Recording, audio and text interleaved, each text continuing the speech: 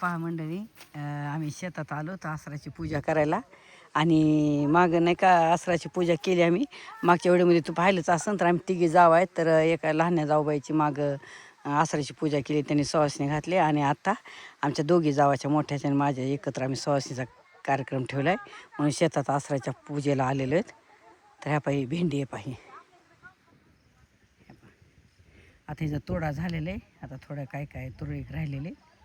आणि इकडं पहा ज्वारी आहे, आणि इकडं पहा हरभरा काढणी चालू आहे, आणि इकडं लसण लावलेलं आहे पहा. तर म्हणलं लसणाची थोडीशी पात घ्यावी, म्हणलं काहीतरी आपण ह्याचं बनवून छान मस्तपैकी. कारण उशिरा लसण लावलेलं आहे ना, तर आणखीन याला लागते 1 महिनाभर.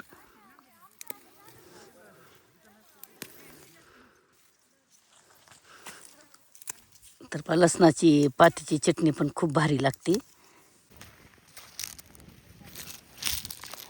पाय ताजी ताजी कोथिंबीर पण घेतली मस्तपैकी. इकडं पहा पालक होता थोडासा, तर हे बा पालक लवकर काढला नाही, तर ह्या पहा किती असं हे झालं, पहा केवढाली पानं आहेत ह्या पहा मस्त. तर चला आता पालक पण थोडासा घेते, थोडासा हे. आता भेंडी काढायला चालला. अरे देवा, गहू वाळलाय की. बघ आता हिरवा भेटला तो कुठे पेंडीवर. हो, टमाटे पण आहेत मस्त. हे हिरव्या टमाट्याची भाजी खूप भारी होते. चटणी हे पहा किती लागले पीक.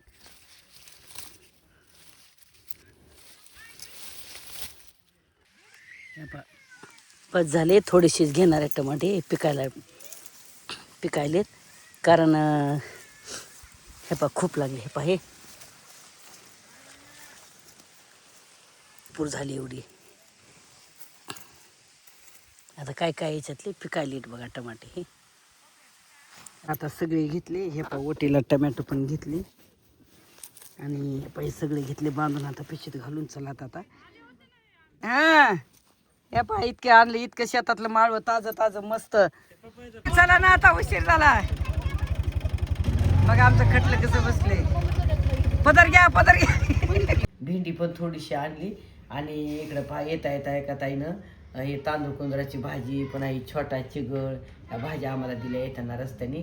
कारण काल मंगळवार आसरांच्या आम्ही सुवासनी घातले ना, आणि मागच्या वेळी मग तुम्ही पाहिलेच आहे माझ्या दुसऱ्या जाऊबाईच्या सुवासनी होत्या, ती पण आम्ही सगळेजण पूजेला गेलो होतो. आणि आता यावेळेस माझ्या आणि एका जाऊबाईच्या, कारण आम्ही तिघी जाऊ आहेत ना, तर आम्ही दोघीच्या म्हणून काल सुवासनी घातल्या. तर ह्या पाहिजे शेतातलं घरचं ताजं ताजं माळवं, आणि ऊन खूप पडलं होतं. घरी येईपर्यंत सुवासनी जेवेपर्यंत सगळं करेपर्यंत ह्या पाहिजे जरासं थोडंसं सुकल्यासारखं झालं. तर चला, तर मी आता हे याचं काय करणार आहे, मस्तपैकी असा ठेसा बनवणार आहे. पहा लसणाची पात मी काय केलेले, याच्यातले अर्धी ठेवून दिलेले, उद्या परवा काही बनवता येईल. आणि अर्धीच घेतलेले, धुवून घेतले, नितळा ठेवलेले. आता याच्या अगोदर बारीक कट करून घेणार आहे. म्हणजे मस्त चूल पेटलेली, म्हणजे सकाळी सकाळी पाण्याला चूल पेटवली आंघोळीसाठी. तर चला मी त्याच चुलीवर काय करणार आहे, मस्त ही कांद्याची पात आणि 10-12 मिरच्या गरम करून घेणार आहे. कारण वातळलेल्या सरदलेल्या असतात ना, तुम्ही हिरवी मिरची वापरली तरी चालते, पण मी दोन्ही पण लाल मिरचीचा ठेसा बनवणार आहे. तर हे अगोदर गरम करून घेणार आहे, म्हणजे थोडंसं ओलसरपणा याचा कमी होतो. तर ह्या त्यासाठी मस्त कढई पण गरम झालेली, म्हणजेच मिरच्या पण घातलेल्या 10-12 मिरच्या आता गरम करून घेणार आहे. जरा आता हे काढून घेऊ. खलबत्ता मी धुवून कोरडा करून अगोदरच ठेवला होता, आणि इकडं पाताने एकदम मस्त थंड झालेले. आता तर मी हे काय करणार आहे, दोन्ही सोबतच असं पाट्यावर वाटून घेणार आहे. आणि हे तुम्ही मिक्सरमध्ये पण काढू शकता हे, पण मी मस्तपैकी दगडाच्या पाट्यावर वाटून घेणार आहे. हे पाहिजे हे पहा असं. आणि जर लवकर बारीक झालं ना, तर थोडंसं पाण्याचा सपका पण मारायचा. ह्या पहा मस्त बारीक आल्या पहा. तर पहा मंडळी, हे पहा असं झालेले हे पहा. आणि खूप परेशान व्हायला ह्या मिरच्या कशा ह्या पातीत घातल्यामुळे थोडंसं हे होतात ना, भाजल्या तरी ओलसर. तर ह्या पहा आता इतकं झाले, अजून चांगलं थोडंसं बारीक वाटायचं. आणि याच्यासोबत एक वाटी शेंगदाणे पण मी असे गरम करून घेतलेले, थोडेसे माझ्याकडे कमी भरले, भरपूर टाकले तरी चांगलं, ते पण याच्यावरच वाटायचे. कारण हे मिक्सरमधून काढलं तरी चालतंय. वाटून झालेले. तर काय केलं, हे थोडेसे शेंगदाणे कमी होते ना, तर नंतर मी शेंगदाणे आणून ह्या पाते पण भाजून त्याची आणखीन करून घेतली. सगळे एकूण माझे वाटीभर शेंगदाणे झाले आहेत मस्तपैकी. आणि हे बघा कोथिंबीर घेतलेली आणि इकडं आता कढई ठेवलेलं आहे मस्त. मी लोखंड्या कढई ठेचा बनवणार आहे. तर चला आता कढई गरम झाल्या त्यात तेल घालून घ्यायचं. त्याच्यात फोडणीसाठी तेल घालून घ्यायचं. तेल पण मस्त गरम झाले. फोडणी घालायची मोहरी पण छान फुलली. आता थोडंसं जिरं घालायचं. यात लसण घालायचं नाही कारण आपण लसणाची पातच आहे ना आपल्याकडं, लसण नाही घालायचा. मी थोडंसं अद्रक पण पाट्यावर वाटून घेतलेलं होतं.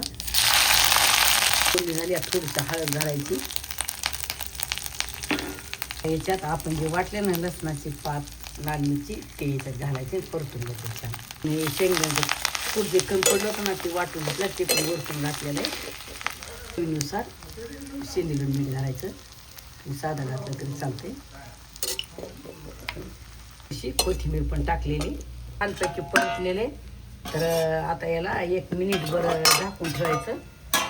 1 मिनिटभर थोडीशी वाफ काढायची. तयार झाली चटणी. 1 मिनिट झालेले. आता मस्त मस्त झालेली आहे पा. तर मंडळी लसणाची ठेसा म्हणायला चटणी म्हणा एकदम साध्या सोप्या पद्धतीनं बनवलेला. तुम्ही याच्याऐवजी लाल तिखट वापरू शकता, हिरवी मिरची वापरू शकता. तर एकदम भारी असा झालेला मस्त स्वाद आलेला आहे. म्हणजे जो आवडला जरूर जाऊन तुम्ही पण करून बघा. आणि अशा पद्धतीचा ठेसा आवडल्यास आम्हाला जरूर कमेंट करून सांगा.